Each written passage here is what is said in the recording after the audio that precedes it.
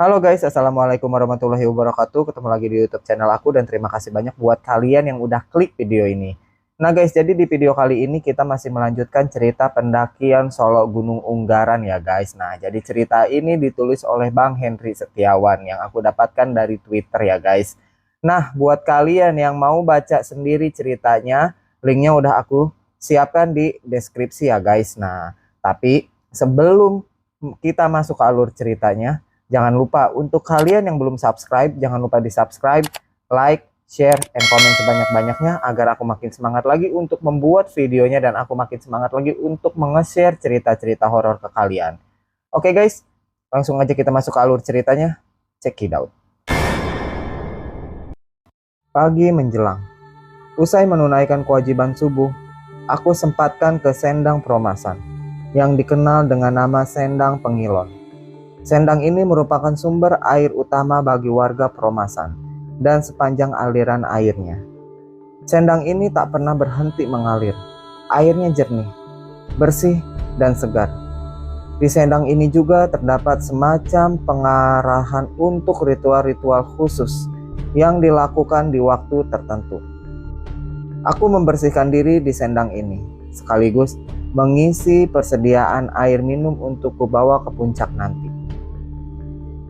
Usai sarapan masakan istimewa dari Biung, yaitu nasi sayur tumis labu siam yang dipanen dari kebun samping rumah Biung. Aku sempatkan berjalan-jalan dulu di sekitar goa Jepang yang ada di salah satu bagian kebun teh Promasan. Aku memang tidak buru-buru untuk segera melanjutkan perjalanan, karena jarak dari sini sampai ke puncak sudah dekat. Menikmati suasana sepi dan tenang di sini ketika tak banyak orang memang rasanya berbeda dibandingkan saat ramai di musim pendakian. Aku lebih leluasa menghirup udara sejuk Gunung Unggaran, mengisi penuh paru-paru ini dengan udara bersih dan mengisi kedamaian jiwa ini dengan suasana sunyi dan tenang. Menjelang siang, aku berpamitan dengan Biung dan Kakung. Kakung sendiri adalah suami Biung, untuk melanjutkan perjalanan ke puncak Unggaran. Sepanjang perjalanan pendakian menuju puncak, sesekali aku masih disapa penghuni asli Gunung Unggaran. Baik yang memiliki jasad fisik, yaitu binatang liar seperti monyet, lutung, ayam hutan, dan lainnya. Maupun yang goib seperti suara-suara orang bicara, suara langkah kaki, sentuhan manja, maupun tiupan napas di tengkuk. Memang ya, jin itu tak kenal waktu jika ingin berinteraksi, tak peduli siang maupun malam, terutama jika keadaan sepi seperti ini. Jika ramai, jangankan siang, malam pun mereka kadang tak berani, apalagi jika orang yang datang memiliki iman yang kuat, sopan, dan sangat menghargai tempat yang didatangi dengan tidak mengotori atau merusaknya. Apapun yang mereka lakukan saat ini, aku juga tak memperdulikannya. Aku sudah terbiasa dengan kehadiran mereka sejak perjalananku semalam. Apalagi saat ini siang, aku jauh lebih berani. Sampai di puncak Bayangan 2, sekitar beberapa ratus meter dari puncak Banteng Rider, yaitu puncak tertinggi Gunung Unggaran. Aku bertemu seseorang yang sedang duduk di sebuah batu di samping jalur pendakian. Nampaknya dia sudah lama duduk di situ sejak sebelum aku sampai. Terlihat dari beberapa puntung rokok yang dibuang di depannya. Sebuah tindakan yang tidak patut dicontoh. Aku sempatkan menyapa ketika aku hendak melewatinya, karena aku tidak berniat berhenti untuk istirahat di sini. Tetapi jawaban dia justru menyuruhku untuk berhenti dulu menemaninya. Baiklah, aku mengiyakan ajakannya. Toh, aku memang sudah lama berjalan. Sejak dari pos 2, aku belum berhenti sama sekali. Selain itu, aku pun penasaran kenapa dia juga sendirian sepertiku. Apakah dia penduduk desa bawah sana atau pendaki juga sepertiku? Dari mana, Mas? Ucapnya mengawali percakapan. Khas pembuka percakapan antar sesama pendaki. Dari desa Karangsari, Mas. Nama desa samaran. Lah, sampean dari mana? Kok sendirian juga? Jawabku sekaligus balik bertanya. Oh, saya situ aja. Iya, memang saya sendirian, selalu sendirian. Kebetulan sampean kesini, jadi saya nyari teman. Ucapnya sedikit aneh. Tidak ada yang aneh dengan orang ini sebetulnya. Aku lihat secara fisik dia tidak ada kejanggalan. Kakinya menapak tanah. Pantatnya pun sempurna menempel di batu yang didudukinya. Pakaiannya biasa. Celana panjang, baju kaos hitam polos, dan sandal jepit swallow. Namun, tak terlihat ada tas atau ransel khas pendaki. Rokok di sela jarinya selalu menyala sesekali dihisap pelan namun dalam. Dan setiap kali habis selalu membakar lagi. Terlihat dari banyaknya puntung rokok yang dibuang sembarangan di depannya. Cukup lama aku berbicara dengannya. Aku sendiri lupa apa saja yang kami bicarakan. Jadi, kutuliskan yang bisa kuingat saja. Kira-kira seperti ini. Sampean gak perlu memikirkan hal yang sudah jelas tidak bisa membuat sampean senang. Relakan saja dan lakukan hal yang lain yang lebih baik, ucapnya. Aku sempat bingung bagaimana dia bisa mengetahui isi pikiranku saat ini. Aku tak menjawab ucapannya tersebut. Aku hanya terdiam melihat jauh ke arah puncak membelakangi orang itu. Sudah, sepertinya cukup. Kalaupun saya mengajak sampean, sepertinya ada yang tidak memperbolehkan. Jadi, sampean hati-hati saja menjalani yang ingin sampean jalani. Setelah itu, pulanglah, ucapnya lagi. Aku pun menoleh padanya, hendak menanyakan sesuatu padanya. Tetapi, ketika pandanganku mengarah ke tempat dia duduk tadi, ternyata orang itu sudah tidak ada. Begitupun sisa puntung rokoknya juga lenyap tanpa bekas. Hah? Ternyata setan, ucapku dalam hati. Tak apa, setidaknya dia tidak mencelakaiku dengan menunjukkan bentuk yang tidak menyeramkan serta apa yang dia ucapkan dan pesankan padaku juga hal baik. Jadi, aku tak ambil pusing, apalagi ketakutan dengan kejadian tadi. Aku beranjak dan melanjutkan perjalananku.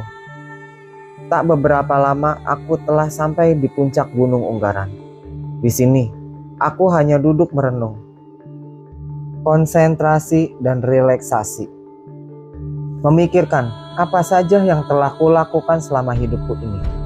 Apa saja kesalahan serta dosaku, terutama kepada kedua orang tuaku.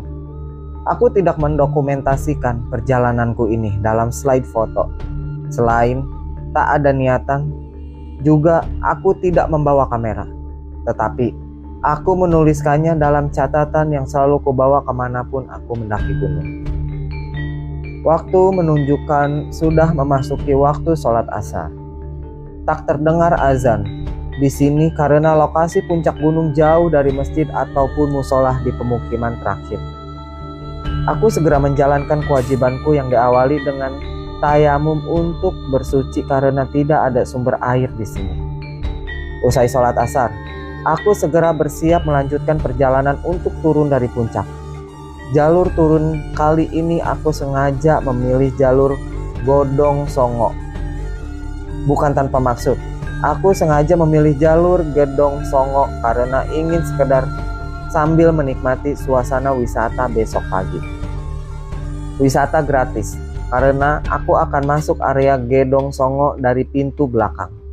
Meski untuk menuju ke sana dari puncak, aku harus melalui jalur yang lebih ekstrim, lebih seram, dan lebih rimbun, karena jalur ini sudah mulai jarang dilalui. Bahkan saat ini, tahun 2023, jalur Gedong Songo kabarnya sudah ditutup total dari jalur pendakian, karena lebih berbahaya.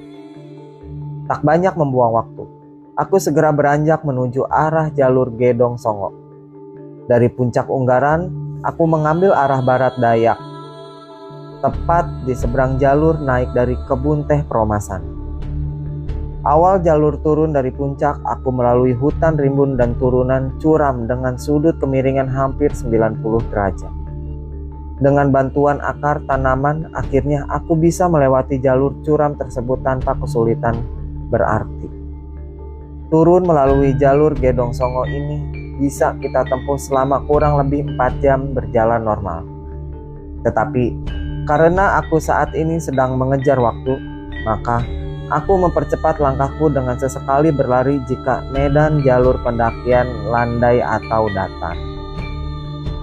Aku tak mau kelamaan di jalan. Bagaimanapun juga, aku tetap manusia biasa yang memiliki rasa takut. Jika bisa menghindari waktu malam, waktu di mana mereka banyak beraktivitas, kenapa tidak? Begitulah pikirku. Di awal jalur ini terdapat banyak pohon besar yang usianya mungkin sudah ratusan tahun. Dan di antara belantara ini pula aku bisa merasakan banyaknya penghuni yang mungkin juga merasakan kehadiranku. Tak segan mereka berusaha menampakkan diri di depanku, baik di bawah pohon, gelantungan di lahan, maupun di antara semak belukar yang sangat rimbun. Namun, tak satu pun yang terlihat jelas bentuknya. Hanya sekedar bayangan hitam atau putih yang ketika aku balas melihat justru menghilang. Aku tak memperdulikannya. Aku hanya terus berjalan. Kadang berlari supaya bisa segera sampai di tujuanku kali ini, yaitu Gedong Songo. Tapi secepat apapun aku berlari, aku tetap memiliki batas kemampuan fisik. Hingga petang menjelang, aku belum juga sampai di area Gedong Songo. Gelap mulai merayapi sisi bumi ini, dan mata-mata yang tadinya terpejam kini mulai menampakkan tatapannya. Aku sempatkan menjalankan sholat maghrib terlebih dahulu. Apapun situasi dan kondisinya, sebagai umat manusia yang memiliki iman, kita harus tetap menjalankan kewajiban. Sungguh, bukan hal mudah beribadah dalam situasi semacam ini. Bermacam godaan berusaha menggoyahkan kehusuanku saat menghadap Ilahi. Mulai dari suara langkah kaki, suara semar orang berbicara, suara tawa pelan namun seolah menyayat hati, serta godaan-godaan lainnya. Sejatinya, jin juga termasuk umat Allah yang memiliki kewajiban beribadah kepadanya. Namun, di antara jin tersebut juga ada yang membangkang, tidak mau beribadah, suka menggoda manusia supaya iman manusia ini goyah. Tidak takut kepada Allah, tetapi takut kepada mereka hingga pada akhirnya tunduk dan menjadi pengikut jin yang sesat. Golongan jin tersebut bisa disebut sebagai setan. Usai menjalankan sholat maghrib, aku bergegas melanjutkan perjalananku ini. Entah sebuah keberuntungan atau sekaligus kesialan. Sejak dulu aku memang memiliki kepekaan atas kehadiran mereka. Namun, aku tak pernah bisa melihat bentuk mereka secara jelas, terutama bentuk-bentuk yang menyeramkan. Paling hanya sekedar mendengar suara atau sekedar melihat bayangan samar. Tetapi jika mereka muncul dengan menyerupai bentuk makhluk fana secara jelas, aku bisa melihatnya. Namun tak bisa merasakan bahwa mereka adalah makhluk gaib. Seperti saat bertemu seseorang saat perjalanan mendaki sebelum sampai puncak tadi. Semakin lama aku berjalan, aku merasakan mereka seolah semakin banyak yang mengikutiku. Tak bisa aku pungkiri, kini rasa takut semakin merayapi seluruh sanubariku. Aku seolah semakin terpengaruh dengan godaan-godaan mereka. Hingga ketika aku sampai di kawasan sabana, di mana lokasi Gedong Songo sudah semakin dekat, aku merasakan langkahku semakin berat. Aku seperti merasakan kelelahan yang sangat luar biasa. Padahal aku tidak membawa beban berat seperti pendaki pada umumnya. Dengan bersusah payah, aku terus berusaha melangkahkan kakiku ini. Sampai pada suatu ketika aku merasakan seluruh tubuhku ini semakin lemas dan jatuh tertunduk. Dalam kondisi saat ini, aku memejamkan mata, berusaha memusatkan pikiran dan konsentrasi diiringi doa yang kupanjatkan dalam hati. Kini, aku merasakan seluruh badanku panas yang seolah membakar. Berusaha semakin keras melawan kondisi ini, aku semakin merasakan kesadaranku memudar. Hingga pada akhirnya aku tersadar seperti dikelilingi banyak sekali orang berdiri memandangku, yang terbaring tak berdaya. Ya, mereka hanya memandangku. Tak berapa lama, entah apa yang terjadi. Mereka semua tiba-tiba pergi seolah ketakutan, dan aku kembali sadar sepenuhnya. Aku melihat sekeliling, berusaha berorientasi dengan tempatku saat ini. Aku melihat senterku tergeletak di tanah persis di sebelahku. Di sekitarku hanya gelap. Samar kulihat hamparan padang rumput dan beberapa pohon di sana. Suara azan samar ku dengar terlontar dari pelantang musola atau masjid di bawah sana. Nampaknya sekarang sudah memasuki waktu sholat Isya. Dan dengan terdengarnya suara azan, artinya kini aku sudah tidak terlalu jauh dari pemukiman terdekat. Alhamdulillah ya Allah, berkat izin-Mu, aku masih bisa mendengar suara azan. Masih diberikan keselamatan lahir dan batin untuk terus menyembah-Mu dalam ibadahku.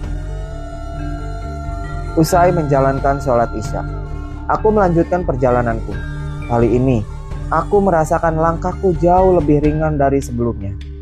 Mereka yang ada di sini masih tetap mengawasi setiap langkahku dari dalam kegelapan.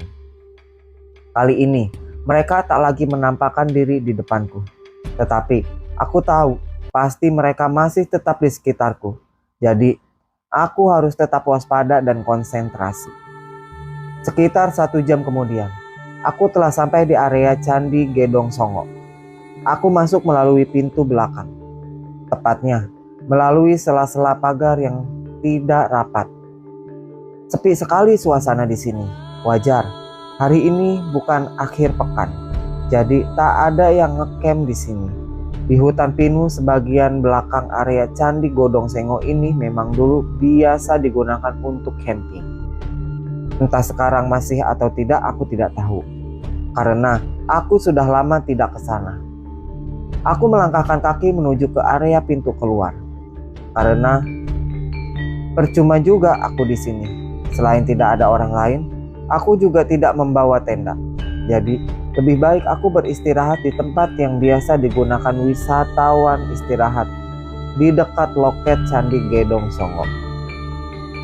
Di depan loket terdapat semacam ruangan terbuka yang biasa digunakan istirahat wisatawan yang kesini. Aku akan tidur di sana malam ini, karena warung-warung juga semuanya tutup. Semalaman ini aku bisa istirahat dengan tenang. Tak ada satupun gangguan dari mereka yang tak kasat mata. Meski ku akui, mereka masih tetap mengawasiku dari kejauhan. Dari pekatnya gelap malam yang mampu mengerdilkan nyali siapapun. Entah dari sisi mana, aku juga tak mengetahuinya. Makna dari mimpi itu pun aku juga tak bisa memahaminya. Dan aku hanya menganggapnya sebagai bunga tidur saja. Tepat azan subuh, aku terbangun. Usai melaksanakan kewajiban, aku membersihkan diri di toilet umum. Pagi harinya, aku sarapan di warung sekitar sini. Usai sarapan, aku sempatkan jalan-jalan menikmati pemandangan di Candi Gedong Songo. Hari ini, ada beberapa pengunjung yang datang. Dan siangnya, aku pun pulang untuk kembali menjalani hari-hariku yang biasa saja.